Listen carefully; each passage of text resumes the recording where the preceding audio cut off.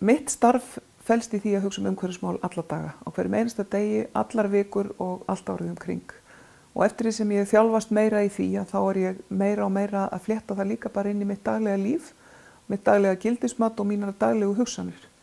Og það sem hefur orðið meira og meira aðkallandi núna undanfarin síðustu ár og undanfarin misseri, vegna þess að ég er svo gæfusum að ég hef orðið amma, að það að tengja stöðu kynslóðana við umhverfissjónarmiðin.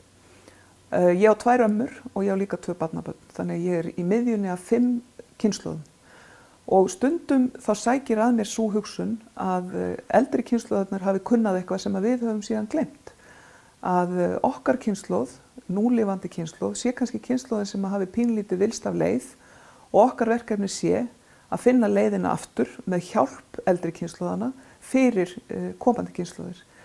Og hvað er ég að segja með þessu? Ég er fyrst og fremst að segja það að neyslan sem að við höfum og ofneysla að mörguleyti það sem að veldur mestri ógn fyrir heiminn. Og ef að við berum gæfu til þess að horfa aftur tilbaka, horfa aftur á nýtni og nægjusemi sem að voru gildi sem að okkar forfeður viðhöfðu, að þá erum við að stíga skref sem til gæfu fyrir jörðina.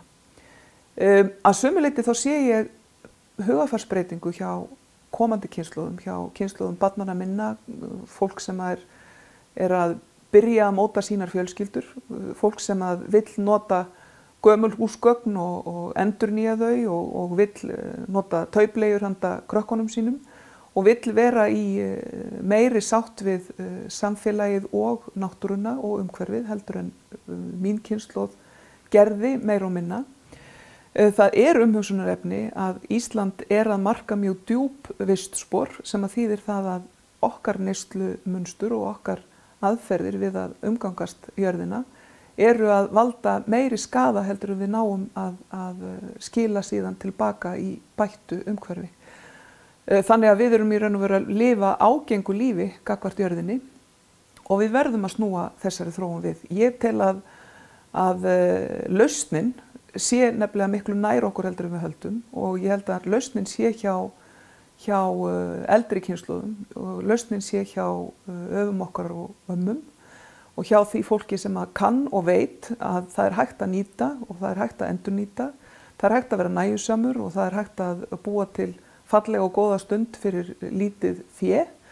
Það kannski skapar ekki mikinn hagvöxt akkurat í augnablikinu en það það sem eru stundirnar sem að sitja eftir í huganum þegar að framlíða stundir og það sem að mestu máli skiptir og meiri máli skiptir oft heldur en að eyða og spenna og kaupa nýtt fyrir gamalt. Þetta held ég sé lærdómur sem að við erum með einhvers staðar djúpt í hjartanu og við eigum að rifja hann upp og við eigum að miðla honum áfram til komandi kynslóða. Það væri gæfuspor fyrir Ísland.